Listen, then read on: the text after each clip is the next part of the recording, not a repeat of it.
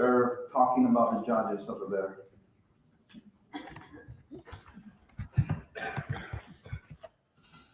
Well, I'm glad that you guys are all here, and I really enjoyed this past week looking at the historical background and the Greek background and all kind of backgrounds behind these four verses. It's funny because in both in Luke and in Mark, there's only four verses about this encounter. And and I've been thinking and meditating and praying to God to show me what we can learn from these passages. Because one of the things that is interesting is that, especially I believe it's in Mark. Yes, in Mark, he's looking at people putting money in the offering. He intentionally sat down and started looking at these people. And once he saw the widow putting that money in the offering, he calls his disciples. So there was something important that he wanted his disciples to learn. So I asked God, okay, come on, God, teach me some things, because there's a reason, even though it's four verses, there's a reason why not only you put it in one gospel, but you put it in two gospels. So I started looking at the background, to the historical background. So one of the things that we're going to do today is we're all going to go and do a little bit of, I'm going to do a little bit of teaching, not preaching at the beginning. Just we're going to go through the background, because I do believe that sometimes we miss, in the translations, we miss certain meanings that that we, because we don't speak Greek or because we didn't live there, we kind of miss it a little bit. So let's see. Background. The story of the widow offering appears in the two Gospels, just like I mentioned, Mark and Luke. And for you to remember, the Gospel of Mark was written with the audience of the Romans. And that is actually why Mark explains a little bit more what the two coins, how much they were worth. And actually there's two coins there, and I'll talk a little bit about that. And Luke was writing to the Greeks. So you have Mark writing to the Romans, and mainly, and Luke writing to the Greeks. The temple treasury, John, can you show there we go. This is a reconstruction of the temple, and the temple treasury were here in the court of women. So the way that the temple worked is that Gentiles could go up to the court of Gentiles, and then you have the court of women. This was the priest court, which was the inner, the holy place. Then you have the holy place, and then inside of that you have the Holy of Holies, which that's a whole other discussion about it. But in the court of women, there were 13, they looked like a trumpet, and there were trumpet-shaped receptacles, and you would put your money there. And some people think that maybe as you were giving your money, someone was recording it and mentioning it and telling people where how much you were giving. There is a possibility that that's part of what Jesus was referring to in the Sermon on the Mountain, whenever he says that don't be like the Pharisees or these people that come and they sound the trumpets. I don't know if you have heard them. I always have thought, like, why will I come to church with a band playing a trumpet? Like, hey, I gave $100 right here, you know? But so that's why some of the commentators think that he was referring to the trumpet-shaped plate. For us, our plates. And it is believed that they will announce how much someone gave.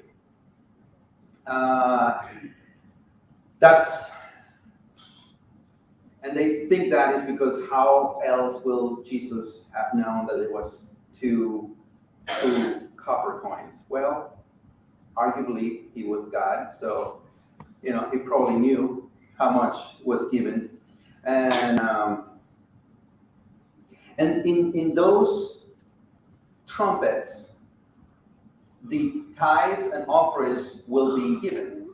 And for some of you who don't know, a tithe is something that we as Christians and also the Jews, for many, many, many years, we have given 10% of our income or 10% of what we produce, that is found in Leviticus 27:30, to the local church or to the local synagogue, for not only to take care of the rabbi, the pastor, the priest, but also to take care of the widows and orphans. And we have been doing that for even before the church was born. Tithing was actually the first person, I believe, recorded in the Bible to give a tithing was Father Abraham. And he also in Proverbs 3:9, it says that we're supposed to give the first.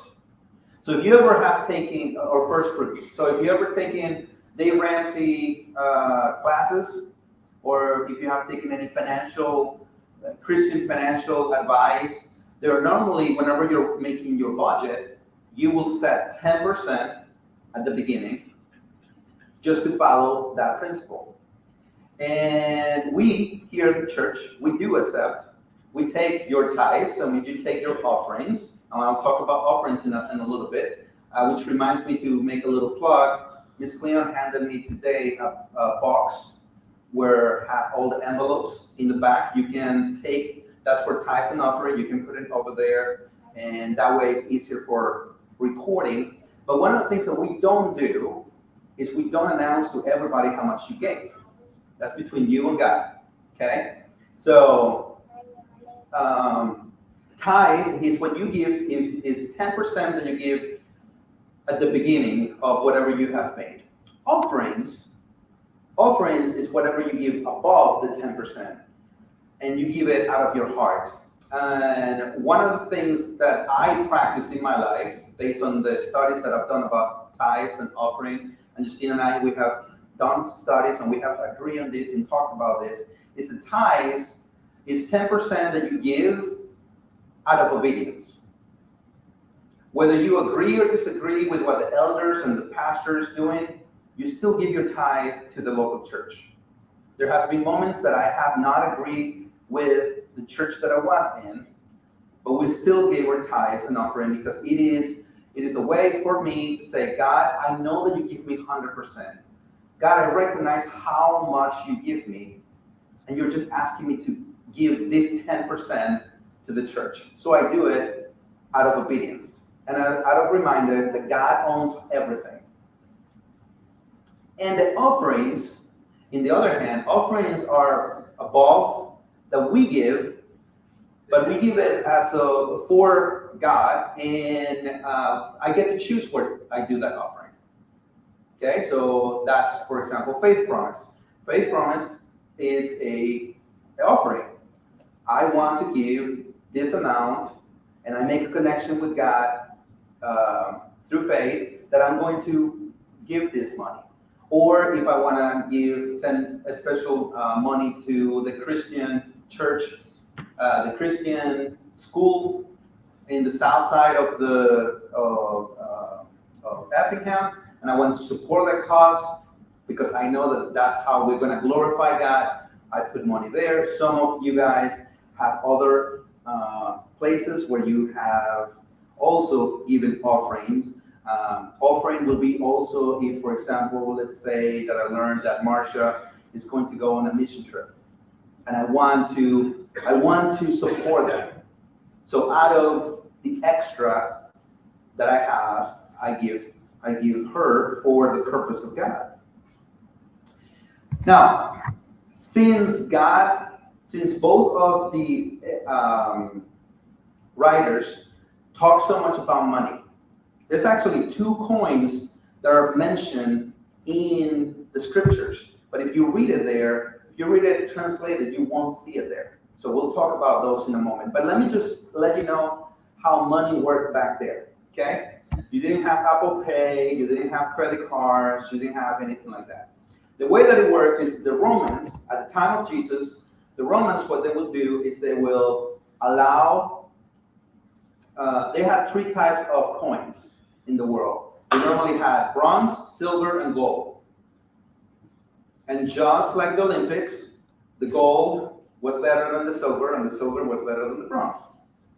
So, the Romans only allowed their subject nations to mint bronze coin, which was the cheapest, copper ones, but they used their silver and gold for their own. So here we have a silver denarius, a silver shekel, then you have, this is a silver half shekel, this is a silver shekel. You have a bronze pruta, which is Hebrew, I believe. And then you have the lepton, which we're going to talk a little bit more about that lepton, the bronze lepton. So the Roman denario was about equal to the Greek denarius. So the Greeks also have coins, and these coins will be used for 100, 150 years because they didn't really went bad. And they were roughly equal. And so the Roman denarius was the basic currency of the Roman Empire. It's just like saying our dollar bill, right? We take the dollar and we make everything based on that dollar. So cents, a quarter is 1/4 of a dollar, half dollar is a half dollar, and it's everything based on the dollar. So the denarius was the basic thing. And the reason was because a denarius was roughly equal to a full day's wage for an average worker.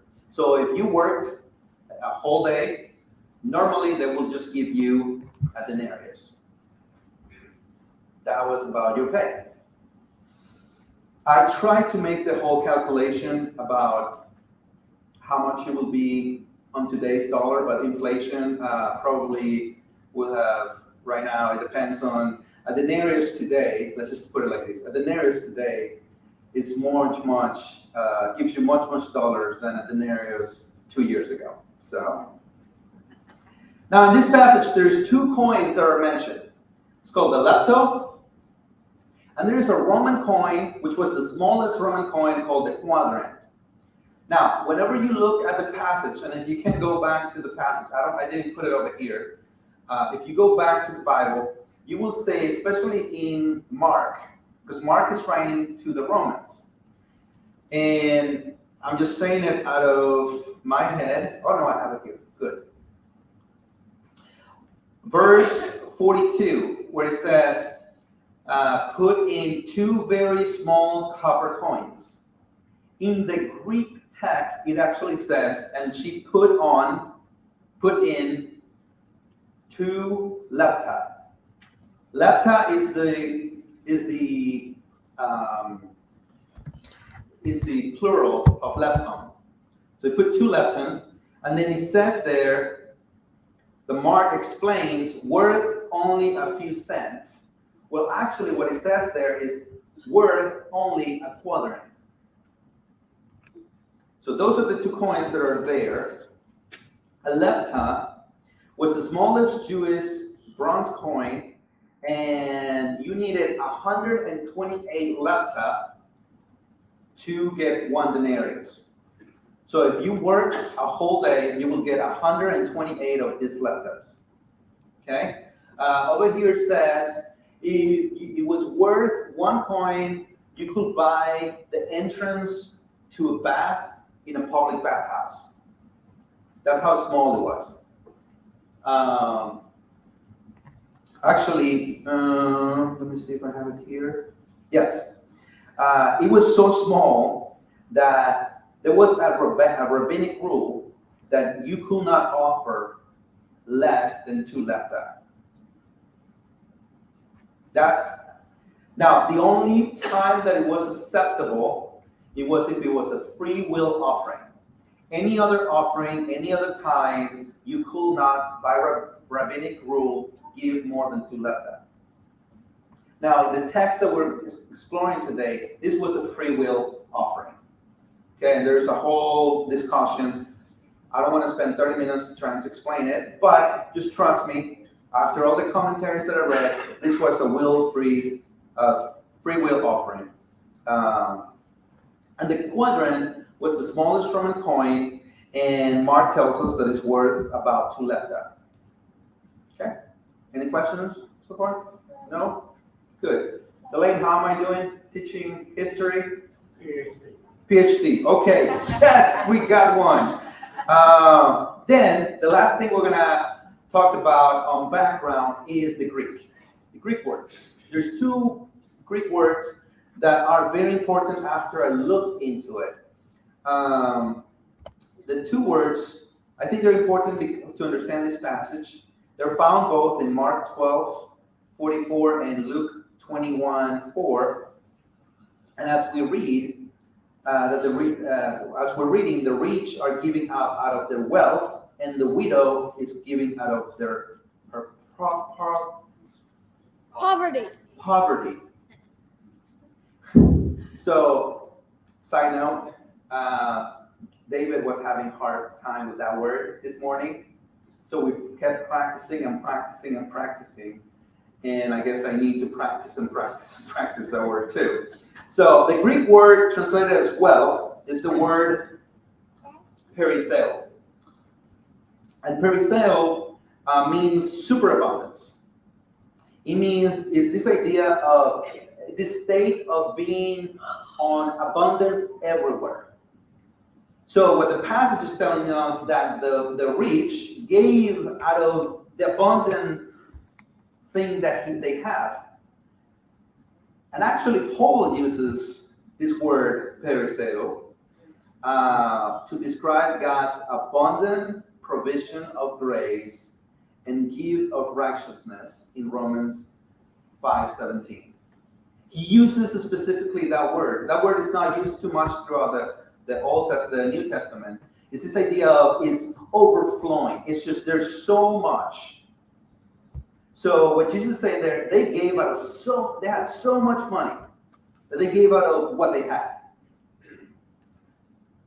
And I think that to put it in modern terms is a little bit like whenever we're talking about Elon Musk or Jeff Bezos, and we talked about $1 million here and $1 million there, and there's a joke of I don't know if you have heard of it. Yeah, they find $1 million buried between the cushions of their couches. Like they have so much money that $1 million is what is $1 million? And I think Jesus was a little bit hinting to this thing, like they're giving out of what they have in abundance. And the Greek word translated as poverty is the word hysterema, which means to be behind or to be lacking. It has this sense of being in a state of lacking or desiring to have something. That's why some translations will translate it as she gave out of her want, out of her. It's not just that she doesn't have it, but she would love to have extra. And what she did here, she gave everything. Jesus tells us that she gave everything that what she had. This word is used also by the Apostle Paul to tell us that it's in the letter to the Thessalonians, and he writes that he was praying that he may see them again to supply what is lacking in their faith. And is lacking is that word too. This idea is not bad. It's just that there is they desire to grow in their faith, but they were lacking something, and so there's this desire for what is lacking. So that's the background. What are some of the things that we can learn from there? And I have three lessons that I think Jesus wanted the disciples to learn, and three lessons that I learned from this, and I would like to encourage you to think about this. First thing I believe is that Jesus' lesson was about trust. Jesus is looking at the people putting money in the offering places. He notices a teaching moment so important that he calls his disciples. He uses the two Greek words we just learned, periseo and hysterema, to drive the main point of lesson. When it comes to relating to God, some people trust what they have, while others trust God when they're lacking. I want you to think about that. When it comes to relating to God, some people trust God with what they have, while others trust God even when they're lacking. And it is easy just to look at this lesson and think about just how it applies to money, right? Because we're talking about money. Well, yeah, I remember one time, whenever we were going to go to the first time to Costa Rica, Bonnie was crazy and crazy. No, she's sane. She's sane, but she was very worried about how much it was going to cost to go to Costa Rica, because she was looking at her bank account. She was looking at her pockets, right? And what I kept reminding her is that if God called you, he will provide. It's his trip. He called you. He will provide. And God provided not only for her to go, but also to have enough money to bless people over there. So that's money. But sometimes some of us trust our abilities more than the God that gives abilities.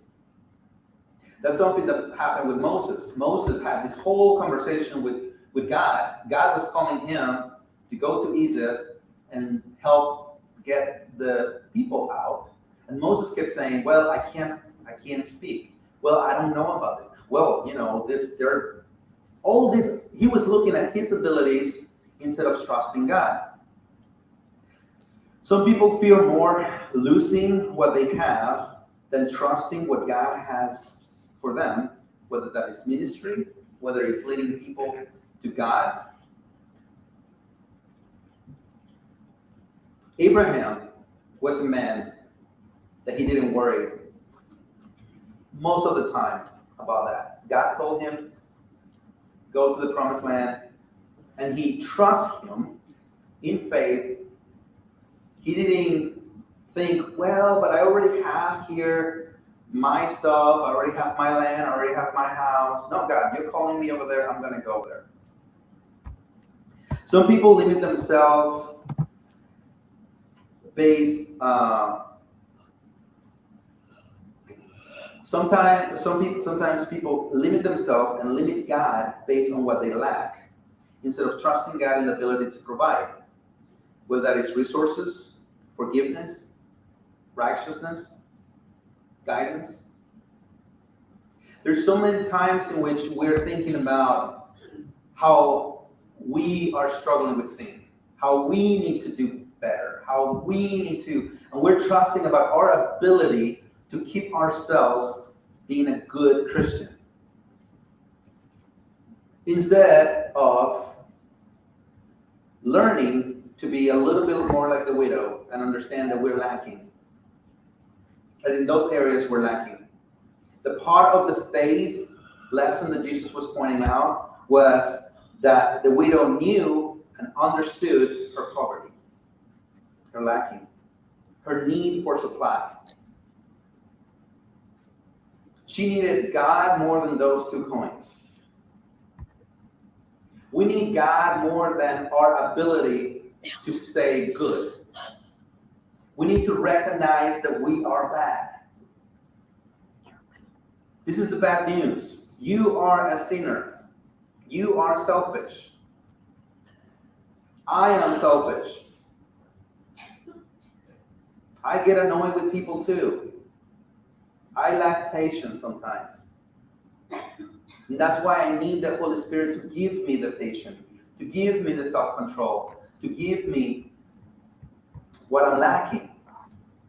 So, do you know that you're a sinner? Do you know that you're lacking goodness?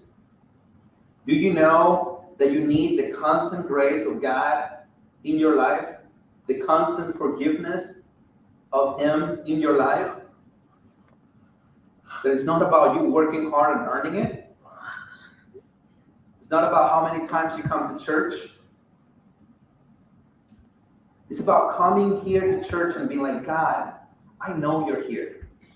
I know I struggle hearing you. I know sometimes I struggle with the music or with Martine's words or with the people around me. Can you use a moment to speak to me? I need something. Let me be like the guy in the gospel that says, you don't have to come to my house. I know in Spanish, no soy digno de que entres en mi casa, pero una palabra tuya bastará para sanarme. I am not, yes, I know, everybody's like, oh yeah, of course. I am not worthy of you to come to my house, but one word from you will be enough to heal me. At least that's the translation. Huh? Okay, well, that's how I memorized it. Sorry.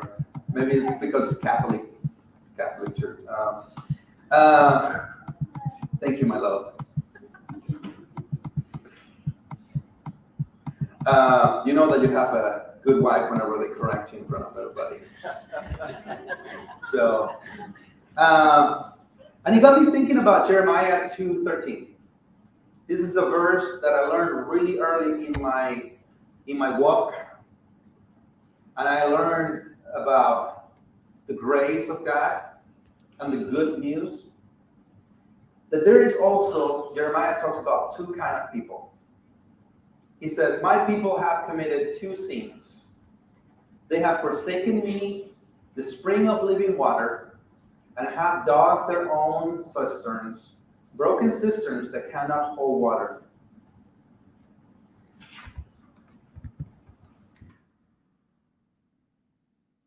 It's the people that whenever they are thirsty, they run to God and say, God, I need your water.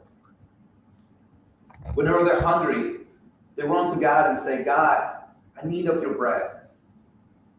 When they're sinning, when they're struggling, when they're sad, when they're grieving, they go to God and say, God, I need of your love. I need of your guidance. I need of your wisdom.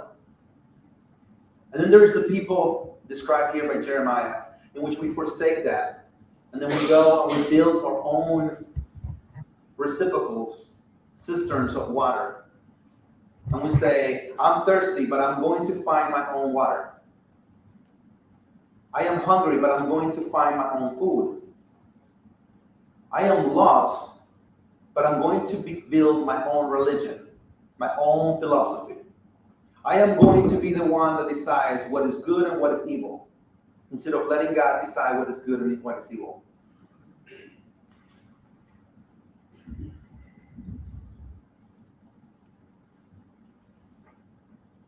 So, are you trusting God with the things that you need? Are you trusting God, or are you building some cisterns? We all do it. We all rely sometimes too much on our abilities. We rely so much sometimes in what we think that is right, and we don't check with God and say, "Hey, am I all right? Am I doing it the right way?" I encourage you to trust God in every area of your world, of your life, and to start putting a little bit of faith in those areas that you don't. The second thing that I learned is that a gift are multiplied, or gifts are multiplied in God's hand. It doesn't matter how small your gifts are or how they seem to be. When they are in God's hand, He multiplies them. A handful of flour and a little bit of oil in the hands of God will feed a prophet, and will feed a widow and her son during that drought and never run out.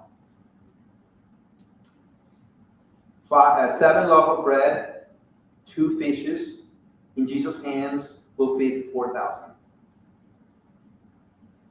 2 lepta being offered, which is all what the widow had, is used by Jesus to spiritually feed not only his disciples then, but throughout time and today.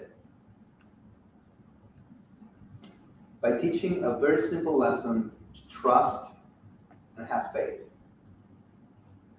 2 small coins. 2 small coins that even the rabbis thought that it was not good, that they were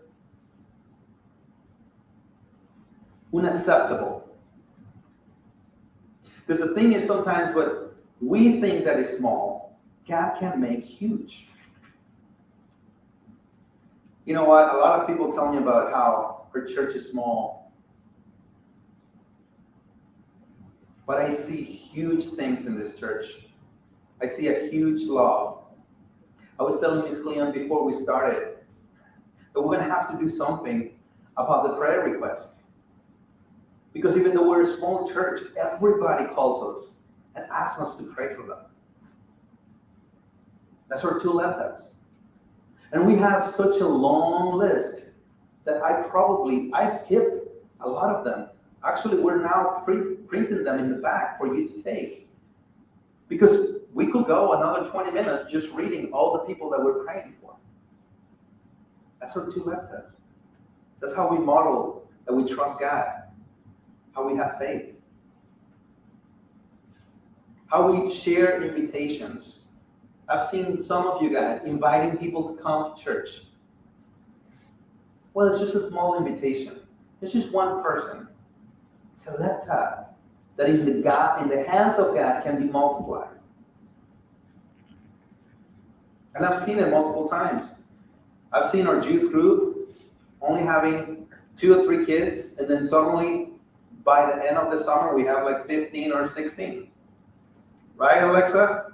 You remember that? I've seen Bonnie invite Lauren. Lauren invites his parents invite friends, and then now we have many other people coming. I love that. So, is your gifts. Everybody has gifts. Whether that is financial gift, but otherwise, God, if you trust those gifts to God, He will multiply them. And He can do miracles with them. What are some of the areas in your life that God is calling you to trust Him, to give Him what you have? And sometimes you're afraid to give them because you're like, well, maybe I don't know too much about the Bible. Maybe I'm not a good speaker. Well, maybe because you're assuming something that God is not calling you to do, number one. And number two, you're making God a little bit small. He can do amazing things with the gifts that you have already. Maybe He's calling you to a new role, maybe caring for someone. There's 2 verses that I want to encourage you to think about this week. First one is 1 Corinthians 10:31 that says, so whether you eat or drink or whatever you do, do it all for the glory of God. That is the goal. So whatever you do it for the glory of God. If you come to church, do it for the glory of God. If you tithe, you do offering, do it for the glory of God. If you're taking care of your grandchildren, do it all for the glory of God. If you're changing a diaper, do it all for the glory of God. And Ephesians 2:10, we have used this in VBS like every single year almost. And it says that we are God's handiwork, created in Christ Jesus to do certain works that He has prepared in advance for us to do. He has something for you to do. And maybe it's small. Maybe it's small in your eyes. But if you give it to God and you say, God, use this for your own glory, you have no idea how he can multiply it.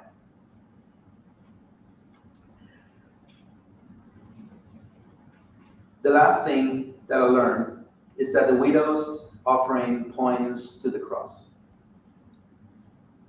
Jesus tells us that the widow gave all that she had to live on. The widow trusted God and put her life in God's hand, represented in those two lepta. She recognized that she was lacking and had a great need for God in her life. In the cross, we see the Son of God willingly giving his life to pay for our sins. In the cross, we see Jesus putting his life in the hands of God. In the cross, we see our need for God. Our need for salvation is displayed for everyone to see. In the cross, God's justice, but also his grace and love is displayed for all of you, for all of me, for all humanity to see. So my question to you, very simple. Will you trust God? Will you put your life, your family, everything you have in his hand and let him do whatever he needs to do? As we sing this song of invitation, I invite you to think about that. If you're a Christian, talk to him. Ask him what are some things that you need to give him. Let him take over. If you don't know about Jesus, but you want to know more about him, or maybe God is prompting you to accept him, to give your life to him, and give your life, put it in his hand, you can come forward and we'll talk more about that.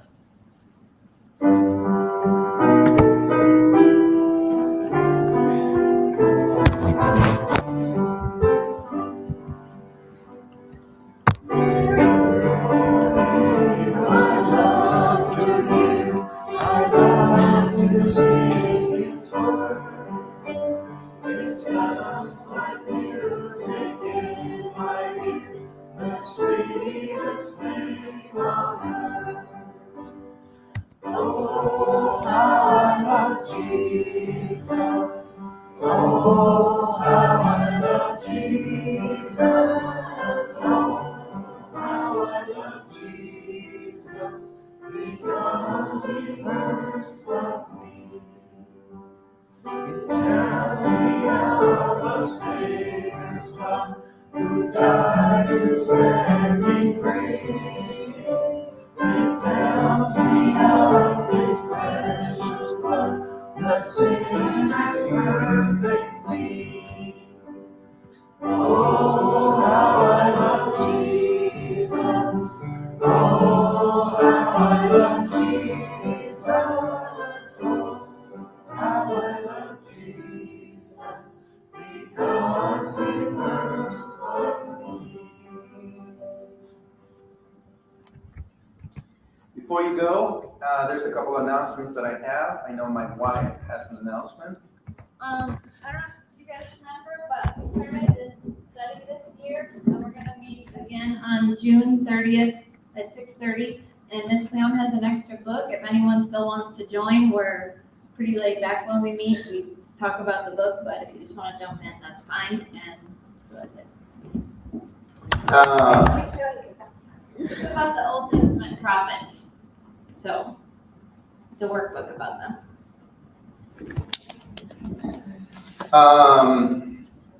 Couple of things. We still are collecting baby bottles in our house. If two coins sum together, my wife automatically pulls one of this and says, put it right here.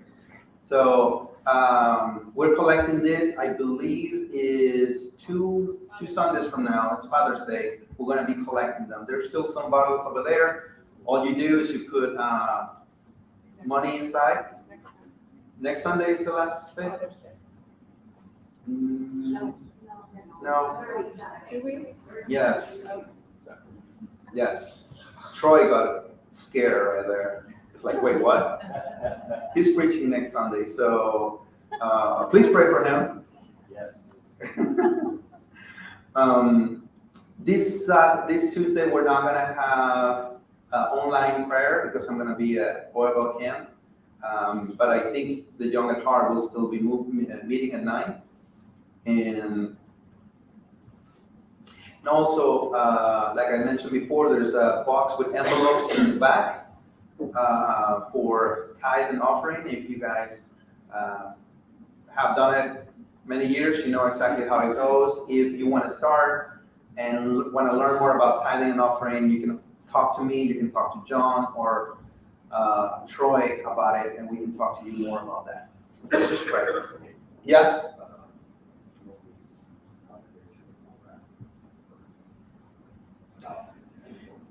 Yes. Yeah, you can talk to them really quick. Okay. Can you sit really quick? Morning, church. Morning. I do want to say one thing. I accuse myself of being old school, so I'm going to go old school from a old school pastor that I used to listen to all the time, but I don't think we say it often enough. But I love each and every one of you with the love of the Lord. I appreciate all of you so very much, and especially being an elder.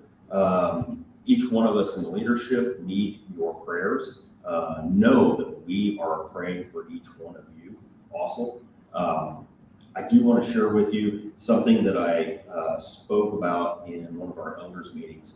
Whenever we go through transitions like this, where one pastor is leaving, another pastor is coming in and taking over, generally, Satan comes in and starts doing a lot more work than he normally does. And this has been a fairly smooth transition. And so I asked our elders, I said, I'm asking myself, where's Satan at in all this? Because I know he's not going to, stay out of the middle of this. Well, I've got my answer. I'll share with you that each one of us, John, Pastor Martine, myself, we've all got things we're dealing with in our personal lives. And there's some pretty heavy issues, nothing that you need to be concerned about. But we need your prayer. And so this is with just the three of us, two of us being elders. For so long, it's been Pastor Martine and Pastor David. You've had two pastors here. He's got a lot on his shoulders in making this transition. And we, like I said, John and I, we've got a lot going on in our personal lives, trying to make some decisions. And Satan is really trying to wreck some things up. But I want you to know that we are taking care of the business of the church. And I want to share with you just a few of the things that we've talked about, that we've worked on, and a few of the things that has gotten back to us that people are asking about and being concerned about. No problem being concerned. Just know the issues are being addressed. First off, I know we asked for nominations for elders, deacons, trustees, and according to the church constitution, we're supposed to present those names next week. And so we've got so much going on, and I will say that my schedule is probably the worst with my job that I have. We're not quite ready to present those names yet, even though the church constitution says that it's next week. Baron, please have a little patience with us. We're going to get through this. We need to meet with some people yet. I know we've got one that's on vacation and out of town, so we can't meet with that person right now. I think he's going to be gone for 2 weeks. That he told me maybe, but we want to respect other people's times and yet do things right. We don't want to just rush in and make decisions, install people into places just to fill positions. We want to hear from God on this. So please be patient with us. We will do what needs to be done, meet with people and present everything to you. Just maybe not quite this year, not quite what the church constitution says. Let's see, the parsonage. It's gotten back to me. I know I've had at least 1 or 2 people ask me. John's had some people ask them what we're going to do with the parsonage. That's something that we've been discussing probably for a couple years.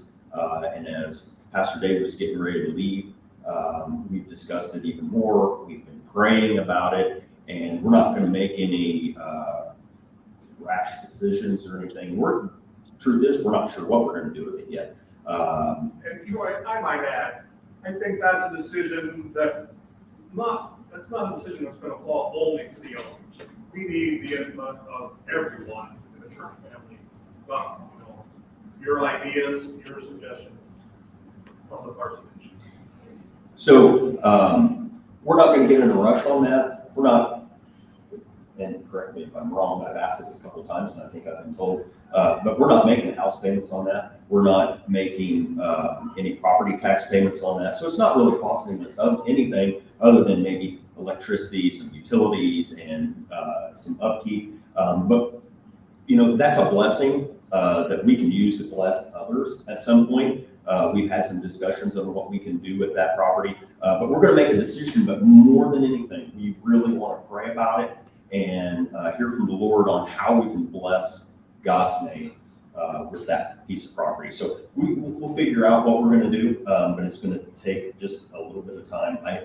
There was a budget committee meeting, and the committee came up with a budget. I think we're looking at presenting that pretty soon, but like I said, all of us elders need to get together and make sure that we're on the same page. I wasn't at that meeting, and they want to update me too on what was said, and so we all want to be on the same page.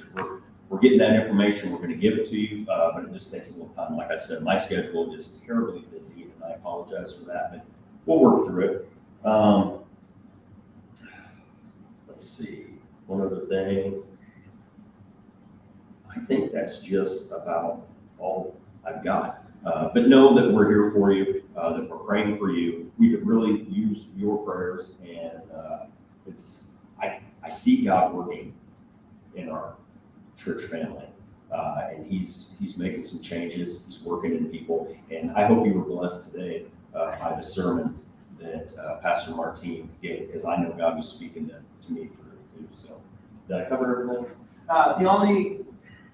The only additional thing is, I know that with all the recent shootings, that we have heard a couple of people worried about, hey, I know a couple of years ago we had a conversation about what to do during a shooting or a fire or something like that. So we are working together on putting something together to present to the whole congregation.